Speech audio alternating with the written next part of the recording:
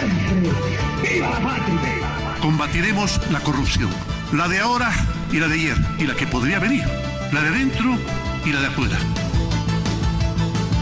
La revista de opinión Democracia. Los temas realmente relevantes, analizados con la visión crítica del periodismo libre. Gracias al auspicio de... La empresa eléctrica Quito trabaja en el soterramiento de cables eléctricos, lo que garantiza mayor seguridad y energía de calidad. Descárgate de una, la app para clientes Banco Pichincha, para pagar, cobrar y pasar dinero con tu celular. Da inicio la revista de opinión Democracia, el programa en el que usted cree. Comenzamos. Gonzalo Rosero, credibilidad incuestionable.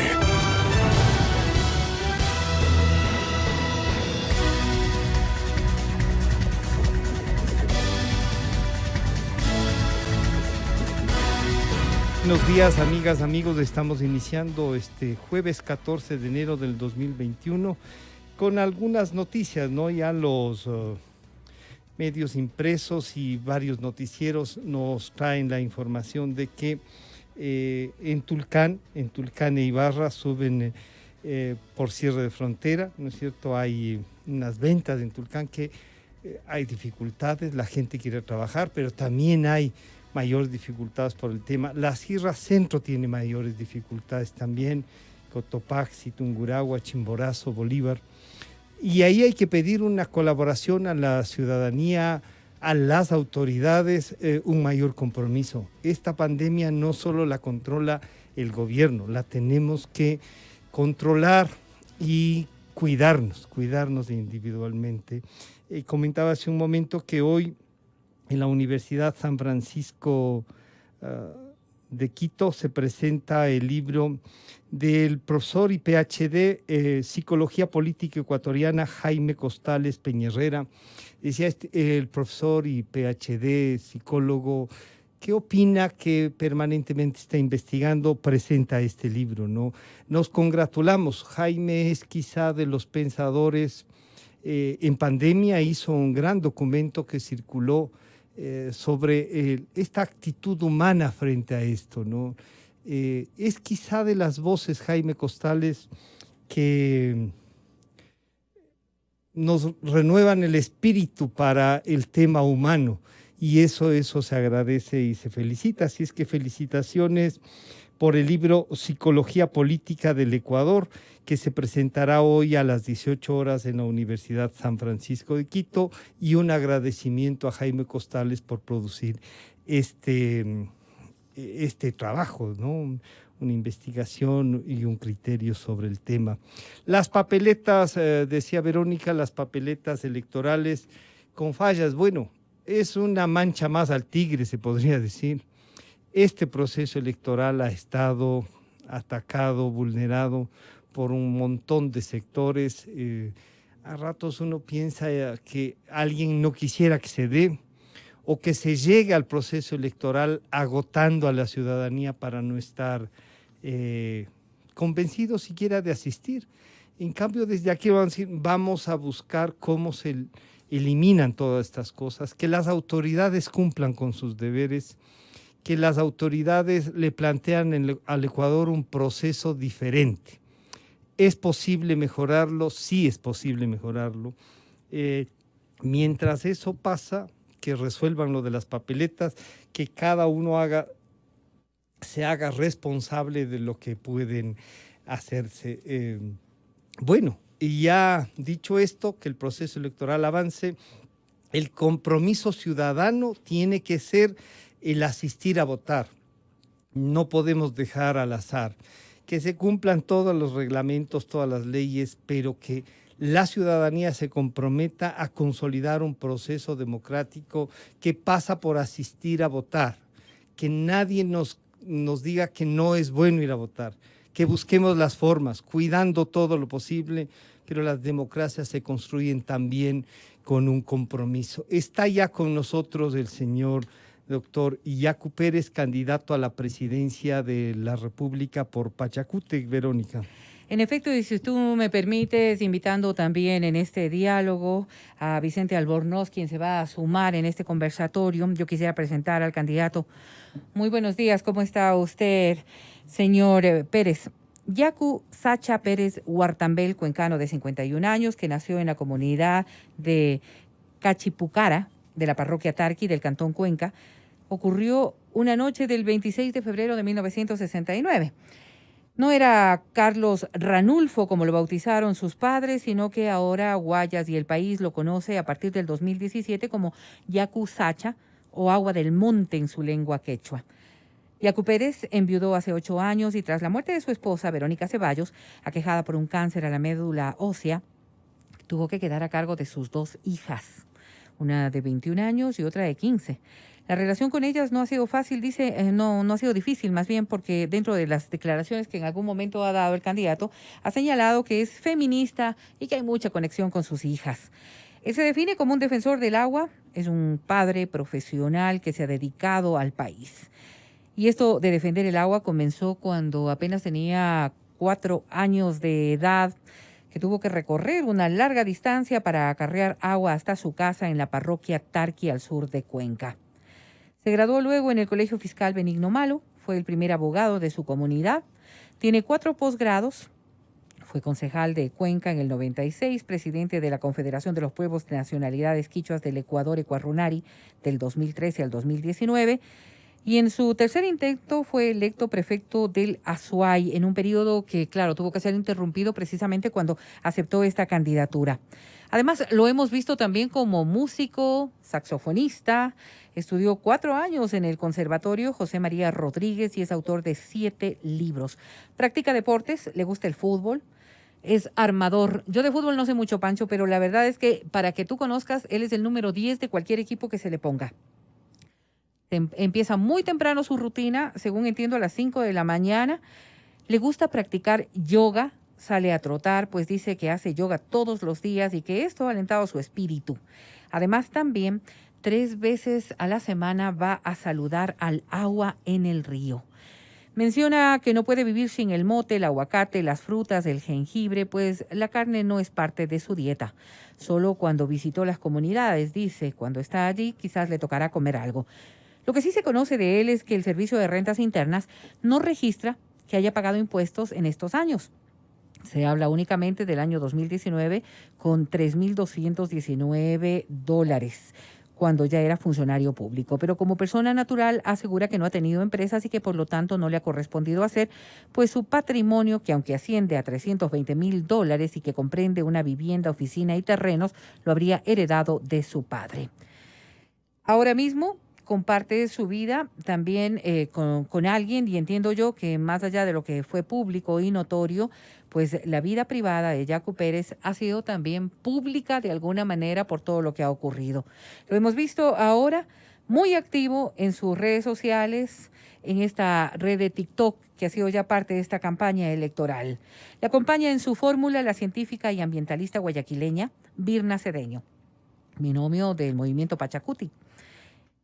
Es la espera valió la pena, habría dicho Pérez en algún momento refiriéndose precisamente a su binomio, pues es una mujer guayaquileña, como decía yo, científica, ambientalista, y gracias a Virna Cedeño por acompañarle en este gran sueño de transformar al Ecuador, habría referido en alguna conferencia de prensa.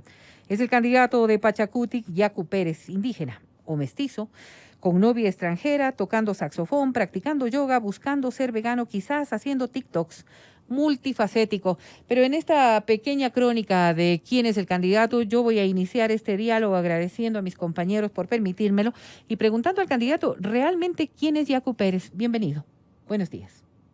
Buenos días a usted y a la audiencia que nos escucha. Yacu es una persona que nació en el campo, hijo de un padre que no tuvo un día de escuela. Nací en el Huasipungo, en Hacienda. Eso no me lleva a ningún resentimiento, por el contrario, me despertó mucha sensibilidad. El hecho de estar en contacto con la tierra, con los animalitos, creo que me inspiró la sensibilidad de tocar todo el tiempo la tierra porque andábamos pies descalzos. Y ya con el tiempo lográbamos tener un par de botas 7 vidas, que era lo máximo. Se nos escaldaba los pies por el frío en el que vivíamos. Y recién a los 15 años tuve luz eléctrica en mi casa. Para eso teníamos que hacer mingas. Igual para traer el agua del ser entubada, tuvimos que hacer muchas mingas. A los 13 años estuve tocando el saxofón en las misas, tocaba con Monseñor Luis Alberto Luna Tovar, entre otros sacerdotes. Y luego, claro, toca en las bandas de pueblo, en las orquestas, y a la vida que usted ya ha destacado posteriormente, eso ya fue en los últimos años. También quizás decir que fui coordinador general de la CAOI, que es la Coordinadora Andina de Organizaciones Indígenas de Perú, Colombia, Bolivia y el Ecuador. Y soy la persona el común y corriente, el de a pie, que combino el pico, la pala, el arado con la computadora, y eso nos ha hecho que nunca nos podamos subir a la estratosfera, sino seguir siendo el mismo de siempre. Y ahí está para que mis compañeros puedan plantear todas sus interrogantes. Francisco Vicente, muchas gracias. Gracias, Verónica. Después de observar, le escuchaba porque en su plan de gobierno, doctor Pérez, bienvenido nuevamente, lo que está como el marco en los 4 puntos, nos hablan y nos proponen como minca, usando, y tiene un sentido, usando la K. Y usted ha dicho y ha pronunciado como, discúlpeme, yo creo que debe pronunciarse, minga.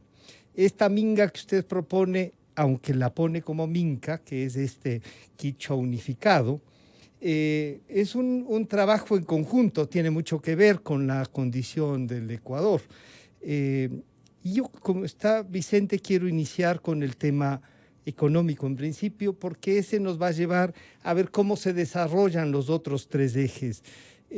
Doctor Pérez, usted propone en el tema de la economía una alimentación segura y soberana. Si bien es una especie de eslogan que varios dicen, ¿cómo se garantiza eso con un presupuesto como el que tenemos? Y no sé si usted conoce cuál es el presupuesto que tenemos ahora, para luego iniciar a ver si el déficit fiscal, cómo va a financiar el manejo de la deuda, si va a tener el tema de la dolarización como un punto de eje transversal de todo lo que propone. Entonces diría, ¿cómo se garantiza una alimentación segura, soberana y nutritiva, pero que no sea con gluten o no? Pero, ¿cómo se garantiza eso, doctor Pérez? Bienvenido nuevamente. Gracias, doctor Rocha. En efecto, nuestro plan de gobierno se basa en las 4 Es: ecología, economía, educación y ética. Y lo hemos llamado la minga. Efectivamente, se escribe con K, pero se pronunciaría como que estaría escrito con G, la minga. Y esta minga de la economía lo vamos a desarrollar. Primero, el presupuesto general del Estado este año fue de 35.000 millones, luego se hizo una reforma, creo que bajó a 33.000 millones. Este año creo que será menos por todo esto de la pandemia, pero también la acumulación histórica de ese dispendio, de ese despilfarro, de la corrupción que nos ha llevado a donde hoy nos encontramos. Históricamente, la economía del Ecuador ha sido sustentada en la agricultura. No se ha sustentado en la minería, que algunos piensan que esto es la salvación a toda la crisis económica. No es así. En este año que pasó, que estamos todavía vigentes, no ha pasado de 35 millones de dólares los ingresos al presupuesto de 33.000 millones de dólares. ¿Qué representa? Nada, absolutamente nada. Hay otros rubros que, por ejemplo, el turismo históricamente ha representado el 4% del PIB en los años 2018-2019. Turismo interno, pero fundamentalmente externo. Sí es importante destacar algunas ideas que no se me queden. Nuestra economía no será lineal, será circular. Vamos a mantener la dolarización. Hay que fortalecer la dolarización, pero la mantendremos. Hay que respetar la propiedad privada y hay que gobernar con los empresarios honestos. ¿Y quiénes son los empresarios honestos? Los que pagan impuestos, los que no explotan a los trabajadores, los que no contaminan el planeta. Una precisión, querida Verónica. Yo sí pago impuestos. No es que no pago impuestos. Yo históricamente he venido haciendo declaraciones en cero y no estoy obligado a pagar mientras no rebaso la base imponible como determina la ley. Eso lo conocemos todos. Soy parte del 80% de ecuatorianos que no pasamos de la base imponible, pero que pagamos impuestos. Cuando fui profesor de la universidad, en 3 universidades, me hicieron la retención en la fuente, pagué impuestos. Y en el último, que parece un mayor incremento en el pago del impuesto, es porque fui prefecto de la SUAY. Y ahí también quiero aclarar, mi sueldo era de $5.570. Me bajé a la mitad. Mientras no podía hacerlo legalmente, esa parte de la mitad entregué para el Fondo del Agua. Pero a partir, eso fue de mayo 15 hasta diciembre 31 del año 2019, pero a partir de enero del 2020 lo reformé a través de una ordenanza para bajarme el impuesto a la mitad, y con eso se bajó también la viceprefecta, los directores, los coordinadores, todos los de libre remoción. Entonces se rebajaron el salario. Doctor Pérez, permítame saludar al economista Vicente Albornoz. Bueno, aquí hay, Vicente, ya definiciones del señor doctor Pérez. Dice, hay que fortalecer la dolarización, por lo tanto hay que mantener la dolarización. Habla de un presupuesto y nos recuerda que este presupuesto tiene un déficit que viene siendo acumulado.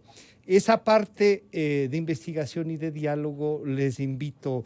Vicente, por favor, bienvenido. Muy buenos días, doctor Pérez. Un gusto saludarle. A ver, usted, supongamos que gana la presidencia de la República, llega a la presidencia, se sienta en el sillón presidencial el 24 de mayo y se encuentra con un déficit de $7,000 millones. ¿Qué hace usted? ¿Baja gastos? ¿Sube impuestos? ¿Cómo equilibra el tener gastos que están $7,000 millones por encima de los ingresos? ¿Cómo cuadra el presupuesto? Gracias, doctor Albornoz. En efecto, el país que vivimos tiene una economía quebrada. Yo no creo que soy alarmista, pero digo que vivimos una economía de guerra. Para el 24 de mayo el gobierno nos dejará con $77,000 millones de deuda pública. Histórica, nunca antes visto. Este rato mismo vivimos una crisis sin precedentes, porque yo que he recorrido el país, hay jóvenes que las lágrimas se escapan y dicen no tenemos trabajo. Quiero trabajo, no quiero que me regales dinero, quiero trabajo y quiero además créditos, pero accesibles cuando están vendiendo fundas de plástico, están vendiendo frutas. Y veo las manos de los niños, tiernos niños, inocentes, extendiendo sus manos, pidiendo caridad, limosna. Y mujeres con los niños en sus brazos, una realidad dramática que parte. Doctor Pérez, perdón que le interrumpa. Sí, vemos niños pobres, vemos gente que necesita trabajo, pero la pregunta es, ¿cómo ajusta usted las finanzas públicas donde tiene mucho más gastos que ingresos? ¿Qué hace? ¿Baja gastos, sube ingresos o una mezcla de las dos cosas? ¿Qué opciones propone usted? Tenemos que atacar la corrupción. Antes del 24 hay que organizarnos y ver cómo en la corrupción se va un chorro de plata. Hay que cerrar esa válvula de la corrupción. ¿Usted dice que el déficit fiscal es culpa de la corrupción, básicamente? Fundamentalmente. Todos los problemas... La corrupción, ¿en dónde nos roba plata a los ecuatorianos en el gasto público? Básicamente en la obra pública. Pero la obra pública no son $7,000 millones, ni así se robaran todo lo que hay en obra pública, habría un déficit de $7,000 millones. El gasto más importante del gobierno es sueldos. ¿Va usted a despedir empleados públicos para cubrir ese déficit? Porque la corrupción no se lleva $7,000 millones. Mire, la corrupción no solamente es de la contratación de la obra pública. La corrupción es por todos los niveles, pero una fundamentalmente es a través de la evasión tributaria. En IVA y en impuesto a la renta se van casi más de $4,000 millones. Y a través del cobro de tasas, en aduanas se va otros $1,000 millones. Ahí están. Hay muchas personas. Entonces, usted entre el 24 de mayo y el 31 de diciembre va a aumentar la recaudación de impuestos, reduciendo la evasión en $3,000 millones, si entiendo bien. ¿Es lo que usted está proponiendo? Hay que cobrar, no estamos... Es correcto, pero va a cobrar $3,000 millones más, porque va a reducir la evasión que según usted tiene esas dimensiones. Bueno, pero ese es al año, recordemos. Estamos hablando de mayo, o sea, no es año completo, estamos hablando de Ok, año. pero entonces 7 meses del año, 8 meses, ¿se va a cubrirlos en base a cobrar más impuestos? Si entiendo, ahí según ustedes se le rebajan unos 3.000 millones de dólares del déficit anual. En efecto, eso es una parte. Eso es una parte. En medio año a lo mejor Entonces, usted va a aumentar la recaudación total en 3.000 millones en el primer año de gobierno, digamos. Me permite desarrollar la idea porque estamos en esto que con la internet no logro escuchar su pregunta. Si me permite desarrollar la idea, o yo le espero y usted termine de hacer la pregunta. No. Doctor, Entonces, Pérez, doctor Pérez, sí, usted tiene la palabra en este momento para un poco con estos cuestionamientos de Vicente visualizar para que el país vea el tema de cómo resuelve el tema del déficit fiscal, para además avanzar en otros de la economía también.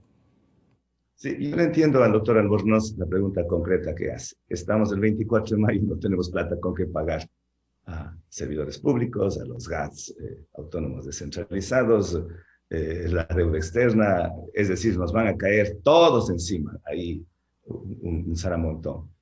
Pero es importante ahí tomar varias medidas. Uno, moratoria a la deuda externa. O sea, no estamos en condiciones de pagar la deuda externa este momento. Es como pongo un símil. Soy padre de familia. Tengo a mi hijo enfermo, a mi hijo sin ropa y sin poderle darle estudios. Y tengo una deuda. Acudo donde el que me prestó la deuda y le digo, esto es mi realidad, no puedo pagar. No es que no quiero pagar. Deme la oportunidad. Mi hijo se mejorará de salud. Encontraré fuentes de trabajo. Deme un par de años, refinancio la deuda y le aseguro que le voy a pagar. Eso hay que hacer con los organismos multilaterales. No decir que no vamos a pagar, sino decirles que tenemos que hacer una moratoria hasta encontrar un acuerdo. Creo que el Fondo Monetario Internacional, todos los multilaterales van a entender que no estamos en condiciones, porque ahí están las finanzas aquí, evidenciar que tengo un déficit de 7.000 millones de dólares. ¿Qué hago? ¿De dónde saco la plata? ¿Dejo de pagar a los servidores públicos para contentarles a los multilaterales? No puedo hacer eso. Y tenemos que además entonces comenzará desde antes del 24 a estructurarse el gabinete para preparar, como le decía antes, hay que recuperar esa evasión, que ahora no se hace en términos legales evasión, se hace la elusión tributaria, pero que al final es lo mismo. Entonces, hay que controlar eso, que paguen todos quienes están adeudando. Ahí está quienes están... Ahí está el manejo de la deuda, Vicente. El micrófono. 2020. Sí, me tiene que desmutear. Ahí está, sí. Doctor Pérez, pero el Ecuador ya entró en moratoria el año 2020. Ya les dijimos a los acreedores, señores, no puedo pagar, y ya nos dieron un plan de pagos buenísimo. El próximo año, este año, la deuda en bonos va a pagar 70 millones de dólares en intereses. No hay una deuda importante, no vamos a pagar ni un centavo de capital, y más bien vamos a recibir más plata. Si usted quiere entrar en otra moratoria, entonces usted está proponiendo que se cierre la puerta a nuevos créditos. O sea, si usted dice yo no pago, también le va a decir, bueno, no te presto. Entonces, usted está diciendo que va a reducir el déficit fiscal en base a subir impuestos, en base a reducir la evasión o elusión, y en base a no pagar una deuda que no nos cuesta. No me cuadran los números, doctor Pérez. Mire, una corrección ahí. Yo no digo que voy a incrementar más impuestos, para nada. Es más, voy a eliminar. Digo que va a cobrar. Incrementar la recaudación. Sí. Al final es más plata que se va a retirar de los bolsillos de los ecuatorianos. Uh-huh. Es subir las recaudaciones, es subir lo que se cobra. Eso dice usted. No de los ecuatorianos. No, de una élite que no paga impuestos. A ver, un ratito, no entendí. De una pequeña élite que no son ecuatorianos. No nos vamos a entender porque estamos en por la situación. Si estaríamos presencialmente, le podría escuchar bien. Es que no me entiende usted ni yo le entiendo a usted. Y yo sí lo entendí. Usted dijo que va a cobrar más impuestos. No a ver, Vicente, sí. Vicente, lo que ha dicho, y si me permito ahí, es el doctor Pérez dice que va a incrementar los impuestos recuperando más, ¿no es cierto? ¿De quién? De los que no han pagado impuestos, que él mismo ha dicho. ¿Cómo? Cobrándoles. No nos ha dicho cuáles son, qué sectores. de los ecuatorianos, claro, de los ecuatorianos que no pagan impuestos, en unos casos como el doctor Pérez, porque no llega a la base imponible, como explica, y en otros porque no han pagado simplemente. ¿Es esa una interpretación, doctor Pérez? En efecto, yo les invito a que revisen, está en la página web del Instituto de Investigaciones Económicas de la Universidad Central del Ecuador. Ahí están hasta con nombres y apellidos. 650 personas que no pagan impuestos, que tienen ingresos pero que no pagan impuestos. Ahí está. No es que estamos diciendo que a todos los ecuatorianos vamos a incrementar impuestos. No, no, para nada. Simplemente vamos a pagar. Y no es esto ilegal, no es inconstitucional. Lo que dice la ley. Nuestro afán no es perseguirles a los ricos. No tenemos ninguna adversión a los ricos, a los banqueros, a nadie. Por eso hemos dicho, con los empresarios honestos, es más, les vamos a invitar a gobernar en nuestro gobierno. No, nosotros no queremos que los ricos se vuelvan pobres, jamás. Nosotros queremos que los pobres eleven su nivel de vida, recuperen su bienestar social. ¿Y cómo? Generando empleo. La pobreza se combate generando riqueza. Así de simple. A los ricos que le vayan bien, que vayan re bien. Y no lo digo sarcásticamente, sino que le vayan bien, porque si les va bien, este año que pagaron, se me ocurre, 1.000 millones de impuestos, si les va re bien, ganan el doble, nos va al Ecuador, vamos a recaudar 2.000 millones de dólares. Simple la situación. O sea, no se necesita ahí ser un economista con PhD para poder interpretar. La economía lo manejan las familias de la manera más simple, y creo que no hay que confundir y las tan finos. Simplemente creo que es situación de sentido común. El micrófono, Vicente. El micrófono controla la radio. Ya, bueno. Doctor Pérez, es que no es cuestión de hilar fino. Es cuestión de que hay un hueco tan enorme que las soluciones no pueden ser tan sencillas. No es cuestión de decir, voy a cobrarles lo que sí debía a 650 ecuatorianos que no pagan impuestos y con eso se va a resolver el hueco. O sea, realmente no me cuadran los datos, doctor, porque el problema es demasiado grande. Y sí me gustaría insistir un poco en lo que usted me pareció que dijo, tal vez entendí mal. Yo le dije, va a cobrar 3.000 millones más a los ecuatorianos. Usted dijo, no a los ecuatorianos, sino a las élites. ¿Me sonó un poquito sorprendente eso o entendí yo mal? Digo que no voy a cobrar más a los ecuatorianos. ¿Pero sí va a cobrar más? A los... ¿Puedo hablar? Disculpe, doctor Albornoz, pero es que ahí se va. Sí, es correcto. ¿Cómo, perdón, doctor Pérez, ¿cómo diferencia usted a los ecuatorianos en general de los, para que no entienda mal, de los extranjeros? No, a los mismos ecuatorianos, yo le entendí así, que no pagan impuestos. ¿Es correcto, doctor Pérez? Eso es, doctor Roche, vamos a cobrar los impuestos a los que están con la obligación legal y no han pagado. No vamos a incrementar el impuesto, porque si yo incremento el impuesto al IVA, estoy cobrando a los 18 millones de ecuatorianos más. Más bien ahí, contrario a lo que intenta someternos el Fondo Monetario, de elevarnos del 12 al 15%, yo voy a bajar del 12 al 10% hasta salir de la crisis económica. Coyunturalmente, momentáneamente, hasta salir de la crisis económica, no vamos a incrementar, sino bajarnos. Pero permítame, doctor Pérez, hacerle una aclaración ahí. Claro, esto que usted señala de elevación tributaria, podríamos decirle, eso está en discusión, no es que sea una deuda real, eso tiene que pasar por el juicio. ¿Usted entonces le meterá la mano a la justicia por el tema tributario? Mire, es ilícito no pagar impuestos, pero yo no voy a buscar, no es mi afán una persecución política, jamás, a nadie, absolutamente a nadie. La justicia de manera independiente, y ahí va una cuña, jamás meteremos las manos en la justicia. Habrá independencia interna y externa de la función judicial, y ellos, desde una evasión tributaria hasta un desfalco, cohecho, concusión, cualquier acto ilícito que se haya cometido, será la justicia la que tenga que resolver.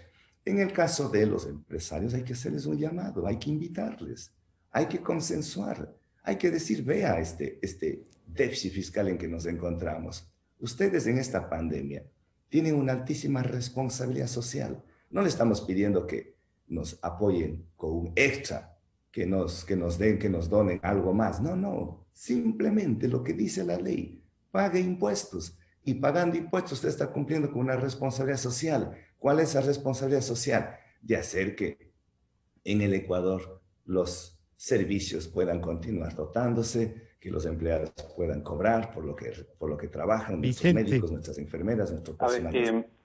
Entiendo, entonces no habría reducción de gasto público, pero sí habría una reducción de impuestos. En resumen, resumidísimo. Claro. Y no le interrumpo. En cuanto a gasto público, sí, en gasto público también hay que hacer algo. Sí habrá una reducción, pero no va a ser un achicamiento del Estado como plantea el Fondo Monetario. No va a haber despidos de empleados, de trabajadores. Pero sí, ¿cuál es la diferencia? Sí vamos a... ¿Cómo? ¿Cuál es la diferencia entre una reducción del gasto público y un achicamiento del Estado? No entiendo la diferencia. La reducción de gasto público va a ir vía consulta popular para eliminar algunas instituciones ociosas. Consejo de la Judicatura, Tribunal Contencioso Electoral, Consejo de Participación Ciudadana y Control Social. Eso, vía consulta popular, desaparecerán esas instituciones y ahí, pues, estos latisueldos que tienen los vocales de... Eso es un achicamiento del tamaño del Estado y un achicamiento del gasto público. Doctor, voy a un dato macroeconómico muy relevante. Al 8 de diciembre, el viernes pasado, el Banco Central del Ecuador tenía 7.200 millones de dólares de reserva internacional de libre disponibilidad. ¿Qué haría usted con ese dinero? Entiendo que eso es teórico. Entiendo que no hay esos totalmente real, totalmente real.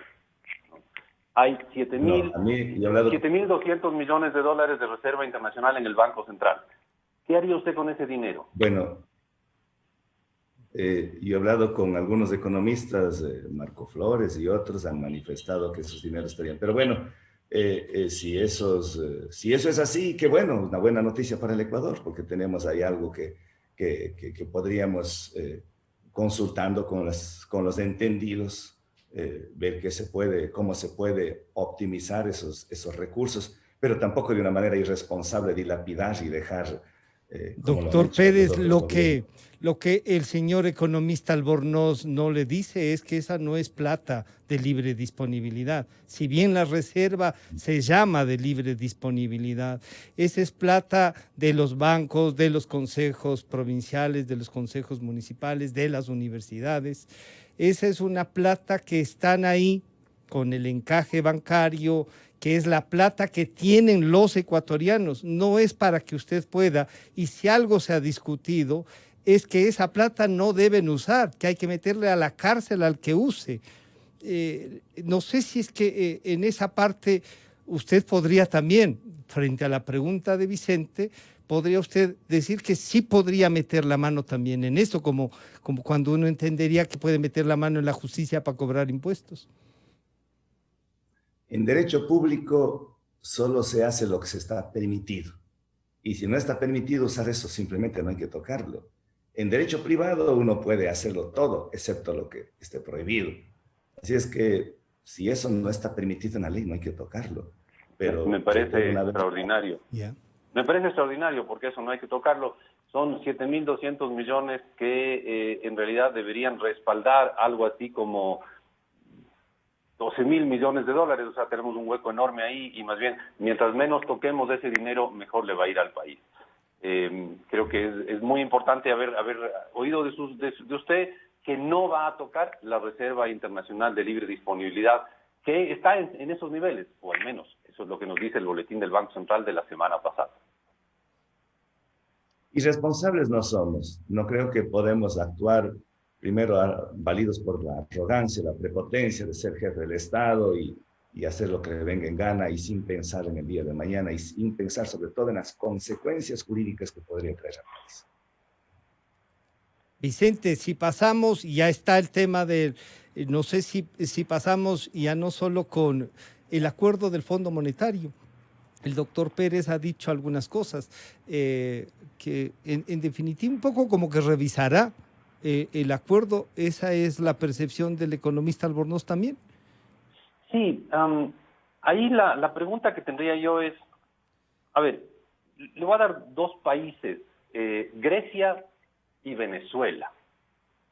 ¿Qué lecciones sacaría usted del manejo económico griego y venezolano para el Ecuador? ¿Y por qué los tomo a los dos? Porque Venezuela es un país con mucha riqueza petrolera y Grecia es un país que no tiene una moneda propia. Deberíamos poder sacar lecciones de esos dos países para el Ecuador. ¿Cuáles son las lecciones que saca usted de esos dos países o de algún otro país que usted considere relevante para aprender de qué se puede hacer en nuestra economía?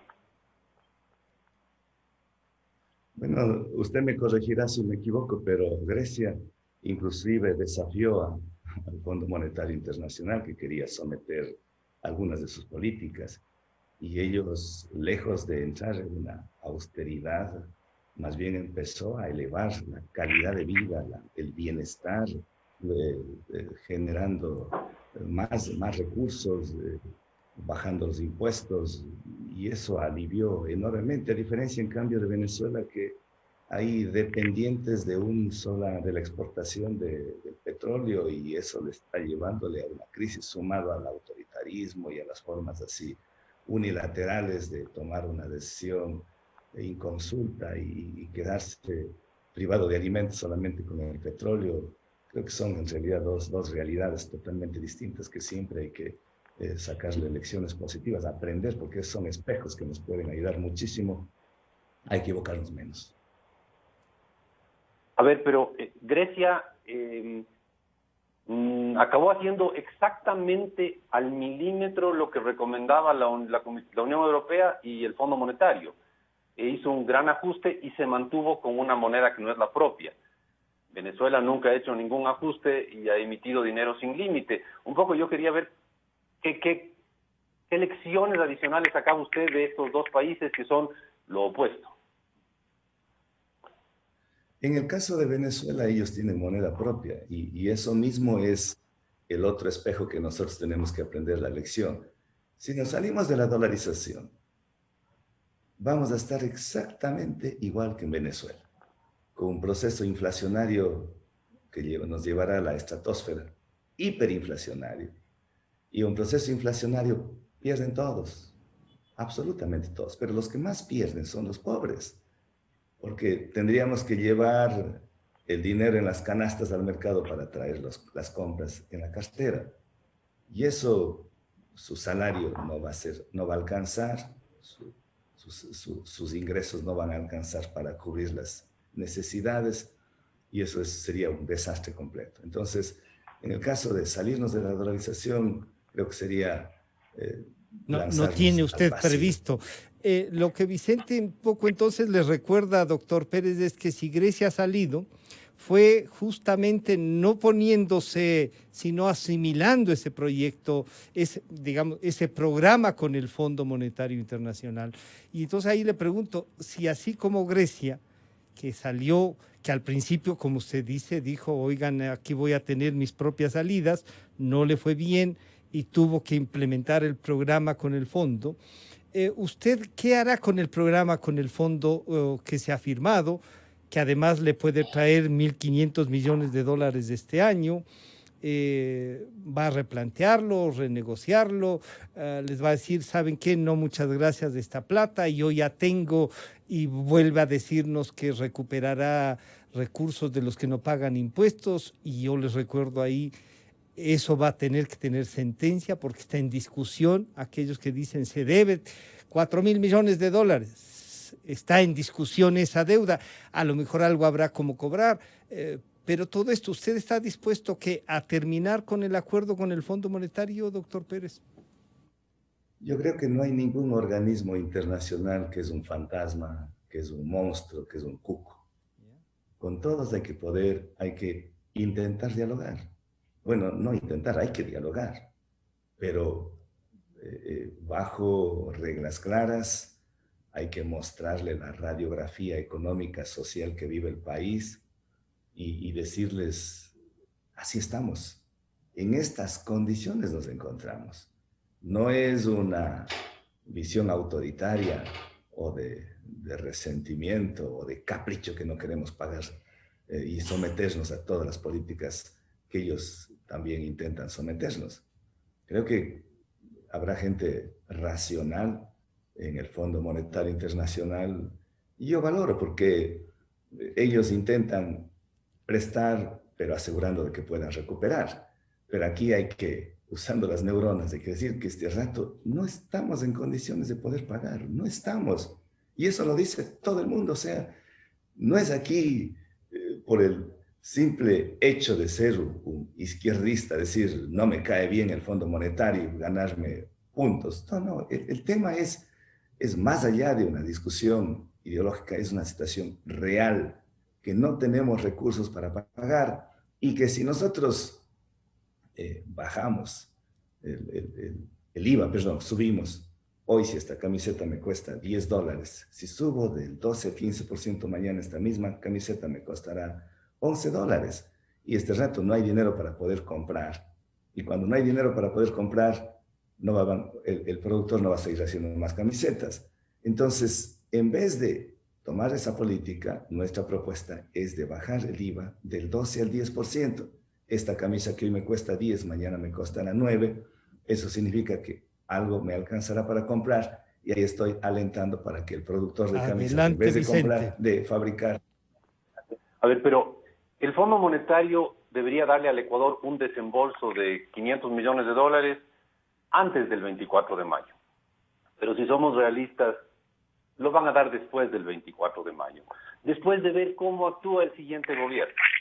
Entonces usted el 25 de mayo se reúne con el representante del Fondo Monetario y le dice, ¿sabe qué? Yo voy a bajar el IVA de 12 a 10, y el señor le dice, usted es soberano, puede hacer lo que quiera, pero si baja el IVA de 12 a 10, ya no puede haber el desembolso de $500 millones que estaba previsto para hacerse el mes pasado y que podríamos hacerlo este mes o mañana mismo si usted nos demuestra eso. A ver, usted dice, voy a bajar el IVA y el señor del Fondo Monetario le dice, bájelo porque es soberano, pero ya no hay el desembolso.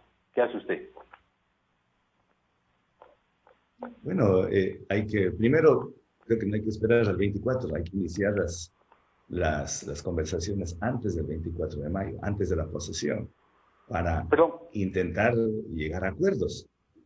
Pero usted es uno de los candidatos que no ha ido a las reuniones que ha tenido el Fondo Monetario con los candidatos. Entonces, usted dice, usted ya pudo haber hablado el año pasado con el Fondo Monetario y ahora me dice que debería hablar antes del 24 de mayo. Ahí sí que me causó un pequeño cortocircuito. No, para nada, para nada. A mí me invitaron, me insistieron 2 veces tener un diálogo con el Fondo Monetario. Yo les dije, no, gracias, por ahora no. Cuando sea presidente de la República, cuando sea elegido presidente de la República, de mil amores, ahí sí nos reuniremos las veces que sean necesarias. Yo no rehuyo a las reuniones, siempre que las reuniones sean a la luz pública, todo sobre la mesa, nada oculto, nada en obscuridad. Bienvenido, habrá que reunirse cuantas veces sean necesarias. Ojalá haya sensibilidad, haya comprensión, haya sesudez de parte y parte y llegar a acuerdos. Si se llega, hay que intentar. Ok, usted gana la segunda vuelta, entonces ahí sí ya se puede reunir con el Fondo Monetario y el señor del fondo le dice eso. Doctor Pérez, si usted baja el IVA, lo puede hacer porque es un país soberano, pero yo ya no le voy a hacer mi siguiente desembolso. Vea usted. Bueno, es un escenario, pero no pensemos que es el único escenario. En la vida decía Alberto Einstein, todo es relativo, lo único que es absoluto es la muerte y los impuestos. Así es que no pensemos en los escenarios apocalípticos. Claro. Los optimistas veamos que... Pero entonces ahí hay una propuesta de lo que yo puedo inquirir, es una propuesta de revisar el acuerdo como está, de intentar tener un nuevo acuerdo con el fondo y ese nuevo acuerdo ojalá con las tasas de interés que se tienen y ojalá con más crédito. Pero así como Vicente le dice, le pueden plantear, usted es soberano, bajen los impuestos, puede contarle al país cómo va a sustituir esos ingresos de esos impuestos que va a bajar. Pero en cambio los otros, que no son el Fondo Monetario Internacional, que son otra cantidad de deuda, le pueden plantear, no señor, a mí lo que usted haga no me interesa, pero estas son las condiciones que el Estado ecuatoriano ha asumido. Frente a ellos, ¿qué les dice? A la otra parte de la deuda. Sí, sin duda va a ser complejo. No es como decía Correa Moreno, la mesa queda tendida. Moreno dice, no ha quedado nada en la mesa. No ha habido ni mesa. No solo que no ha habido lo que estaba sobre la mesa, sino que hasta la mesa se han llevado. O sea, va a ser duro. Y estoy absolutamente consciente que la economía del país va a estar extremadamente compleja. Extremadamente compleja. Esto no es juego de niños. Esto es un tema que estamos viendo la realidad ese día. Que llegue, pues será dramático, pero hay que afrontarlo. Para eso están los retos. Entonces, con los otros hay que buscar igualmente una revisión de la deuda. O sea, lo bueno es que nada está escrito en piedra. Nada está escrito en piedra. Todo es cambiable, todo se puede buscar, generar nuevos acuerdos, revisando los contratos. Hay que buscar una forma de refinanciamiento, una forma de llegar a acuerdos capaz de que el Ecuador no sea golpeado una vez más. Y esto, claro, una cosa es gobernar en tiempo de vacas gordas y otro es gobernar en tiempo de vacas flacas. Pero ahí está el reto. Vicente, sí. Sí, no, a ver, usted dice, voy a renegociar, podría renegociar, incluso podría renegociar con el Fondo Monetario, y eso es verdad, nada está escrito en piedra con el Fondo Monetario, pero todavía no logro cuadrar los datos. Usted baja 2 puntos del IVA y el déficit le crece en $2.000 millones más. ¿Cómo enfrenta un déficit de 9.000 millones? O sea, el que ya tenía de 7 más 2 extras. No me suman los datos por ningún lado y le juro que es solo cuestión de suma y resta.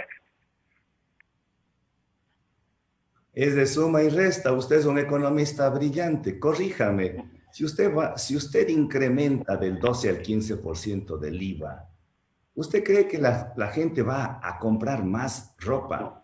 ¿Va a haber más consumo? No va a haber, porque no tiene plata. No. Pero el rato que usted va, ¿por qué cree que se inventaron, aunque el antecedente no es de los mejores, el Viernes Negro, que es en honor a los viernes que vendían a los esclavos negros, que es horrible ese antecedente, con el perdón de mis hermanos negros? ¿Pero por qué cree que se inventaron el Viernes Negro? Es justamente porque cuando no vendían todo el año y tenían acumulado sus mercancías, ese día vendían a mitad de precio, justamente para dinamizar la economía. Eso dicen los economistas. No lo digo yo, mi formación no es de economista, pero de lo que hemos hablado con economistas de múltiples corrientes, ellos dicen que esta es una de las formas. Bajamos el IVA del 12 al 10%, la gente tiene la posibilidad de comprar. Claro, aparentemente va a haber menos ingresos, aparentemente, porque se redujo el IVA del 12 al 10%, pero con el consumo se recupera, se compensa, van a comprar más, pagan más el IVA. El problema es que no hay ingresos. Pero en ese caso, bajemos el IVA a cero, ¿no? ¿Por qué no? Ahí sí va a haber mucho más comercio, según usted. No, ya porque se solucionó todo. Es que, baja el IVA a cero, entonces. No, pero economista, yo creo que ahí estamos, usted cree que somos tan ingenuos. Si usted baja a cero, deja de haber impuestos, pues. Si estamos tratando de obtener y tributos, pero esos tributos no por el porcentaje, sino por el volumen. Yo por no el he volumen. dicho eso. Usted lo insinuó. Usted insinuó eso, entonces por eso trato de llevar su razonamiento al extremo. Los impuestos a cero, o sea, con cero no hay impuestos. Póngale en uno, entonces. Usted si baja a cero, no de impuestos, así de simple. Doctor Pero Pérez, yo yo le planteo de otra manera, en cambio. Usted dice baja el IVA y estoy entendiendo que por mayor comercio, ese 10% puede subir a algo más de lo que significaba el 12%. Eso le entendí yo. Entonces, usted está proponiendo bajar el IVA para dinamizar el comercio y que la recaudación de ese IVA a través de más ventas suba en la cantidad que recoge. Bien, pero el mayor problema que tenemos, doctor Pérez, es que podría bajar a cero, como dice el economista Albornoz. La gente no tiene para comprar, necesita ingresos para que ese IVA que usted les ofrece bajar sea accesible o le beneficie. La gente no tiene recursos. Más del 60% no tiene empleo, doctor Pérez, y usted lo que nos está planteando es exclusivamente una relación con los que sí tienen empleo, doctor Pérez. Efectivamente, usted tiene toda la razón. La primera parte nos entendió que se compensa por el mayor consumo, pero claro, viene el otro asunto que es real. No todos tienen ingresos. Unos que están, la población económicamente activa, entiendo que hay 5 millones de personas que ganan menos del salario básico unificado. Ahí sí se nos complica. Pero de todas maneras, así ganen menos, pero alguito de ingresos tienen el sector informal, alguito. Ellos que pueden privarse completamente de comprarse una camisa cuando el IVA se dispara, por lo menos podrán comprar haciéndose un ahorro, una camisa a un precio menor. O sea, algo. Lo otro es peor, lo otro es más catastrófico. Creo que lo otro es realizable, todavía es realizable. Lo otro de subirle más y subirle se volverán inalcanzables, inaccesibles para la mayoría de los ecuatorianos. Y eso de subir del 12 al 15% nos parece que es casi como intentando apagar el fuego, meterle más gasolina al fuego. ¿Cuál sería el otro tema de definición, Vicente, económica? Sí, a ver, ha topado usted un tema, usted trajo el tema del empleo y el desempleo. A ver, usted gana la presidencia, imaginemos que tiene una mayoría en la Asamblea. ¿Qué cambios haría a las normas laborales que actualmente tiene el Ecuador? ¿Cómo cambiaría el código laboral? ¿Qué haría? Porque algo tenemos que estar haciendo mal para que tengamos el 70% de la gente o desempleada o con un empleo, lo que se llama el no adecuado.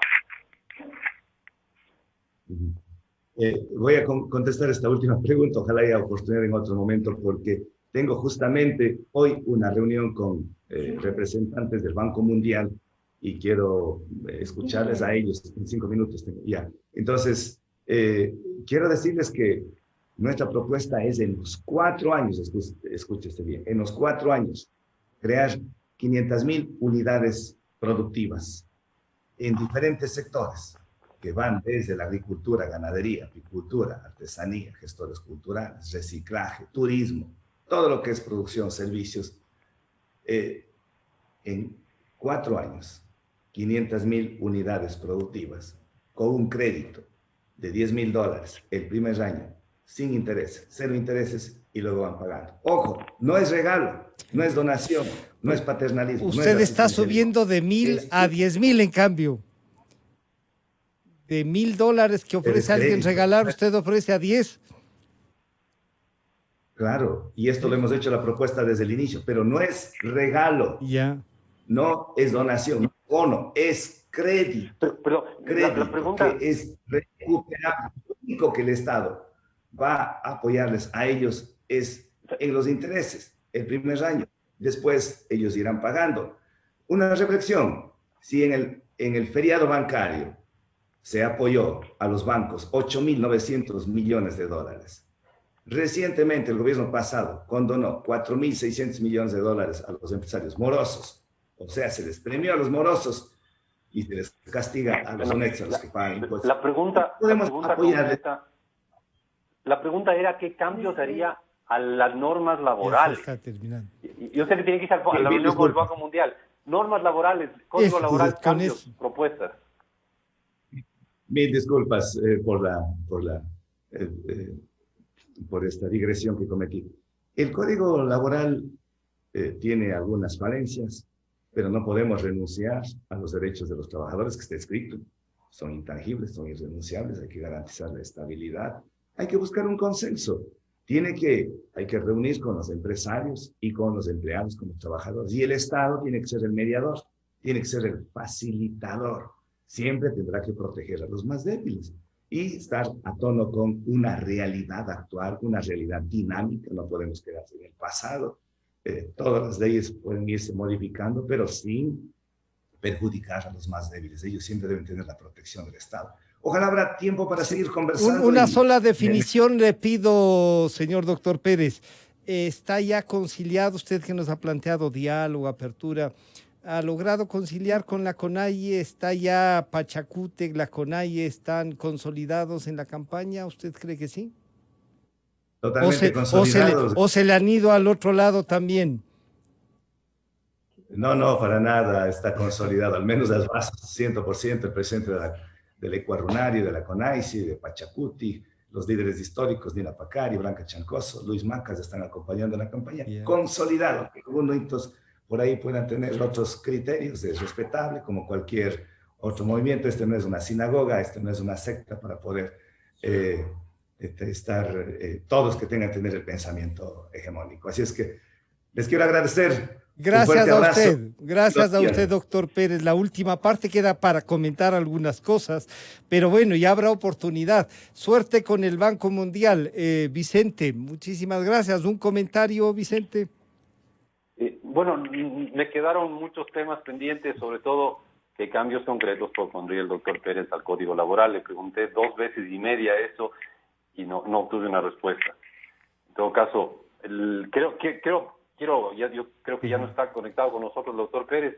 Agradecerle por haberse ofrecido a este nuevo fusilamiento de preguntas que hemos hecho en esta radio.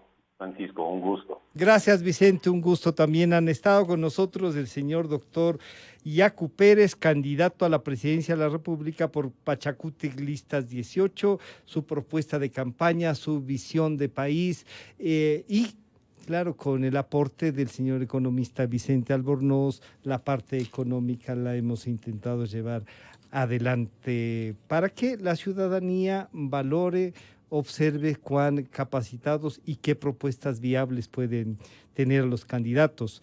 Luego de este corte comercial volvemos ya con César Ron y con César Rodríguez. Ya volvemos.